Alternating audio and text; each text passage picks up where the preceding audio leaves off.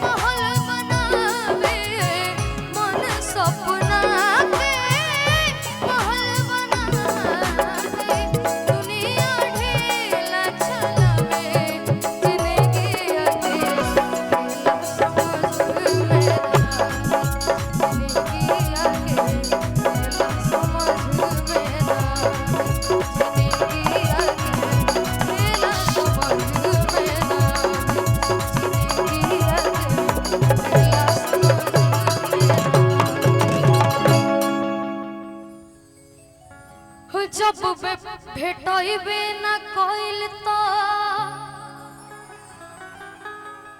लौकला से का भइल कोनो दाबी न लहल तो कला से का भइल ओइसे तो डाढ़ पात फर के फूलाल होखे जब भेटइबे न कइल तो छौकला से का भइल